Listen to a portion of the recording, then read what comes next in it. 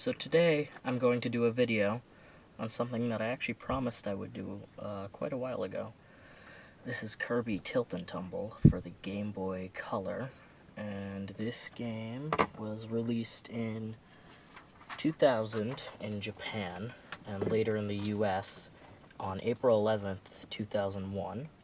It was developed by Nintendo, which is weird because normally Kirby games are by HAL Labs, but yeah, this is a Nintendo game. Yeah, and it was released in 2001, Game Boy Color. Pretty interesting game here. As the name suggests, it's a game based on tilting. So I'll show you. As you can see, it's this weird clear pink color, which is actually kind of cool. And yeah, it has a picture of Kirby falling or whatever. So here's my Game Boy Color. Start it up. Come on. There you go. It says, let the Game Boy lay flat, which we'll do. It's just to calibrate the tilt sensor, since I can't figure out which way is flat by itself. You get the story here, which I'll just switch, or skip, and then listen to this. You have a horrible compressed data file of, you know, kids yelling Kirby Tilt and Tumble, kind of funny. So as you can see, you can save the game. You can have 3 different save files. I have this one, but for now we'll just start up a new game. Level 1 here. As you can see, you started off on this kind of golf course. You can see Kirby yelling hi at you. So I'll try to... Okay, so this is about neutral where it is. So as you can see, how you play this is basically you tilt the Game Boy around. So if I tilt it down, tilt forward to make Kirby roll. If I tilt it down, Kirby will move, and if I tilt it left and right, the camera's going nuts. Actually, can I figure out how to switch, fix the focus on it? I can't, sorry. Oh, that's zooming. Actually, that does help. Okay, so yeah, you can see here the light. Let's see if we can turn that off, maybe make it a bit easier. That might make it better, I'm not sure. Yeah, but you can see here there's like a pinball thing, but basically it's like a pinball game where you tilt the cartridge to move it.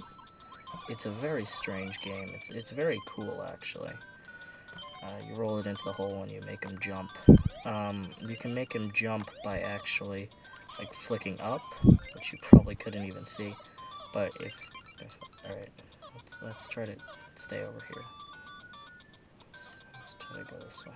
So let's try to stand still here. So if I kind of pop it up like this, he'll jump. And I don't know if you saw that, but yeah, let me see if I can do it. See how gently can I do this so you can see it? There. That's probably the best that I could do that you could see it. Yeah, it's a really... I'll turn the light back on here so you can see it a bit better. But yeah, it's a really interesting game. It's a really nice looking game. The only problem is that it gets really hard later on, and you have to be really precise. Like, this first level isn't that bad.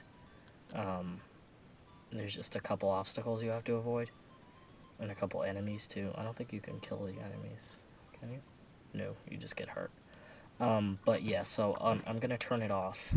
I'm gonna quit out and show you where this gets a bit harder, because later on in the levels it gets really hard. So this is level 3, and I'll just show you here.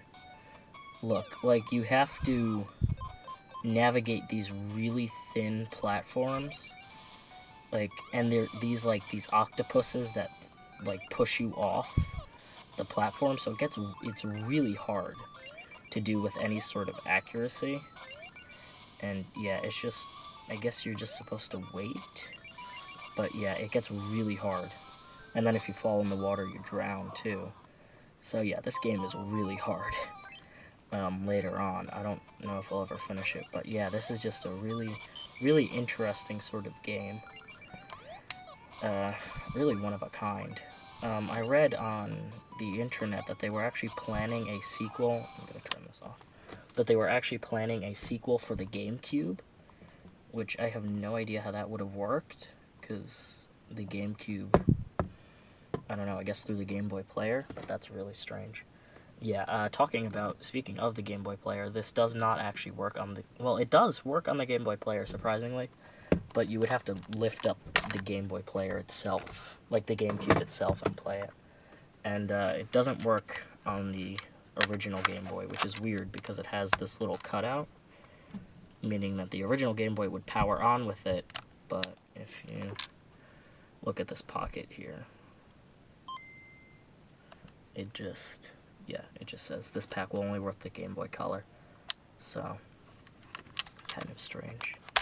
But, yeah, pretty interesting little game there. It's not too expensive. You could probably pick it up on eBay for $4 or $5. And, you know, if you want an interesting cartridge, it's definitely worth it. So, yeah, thanks for watching.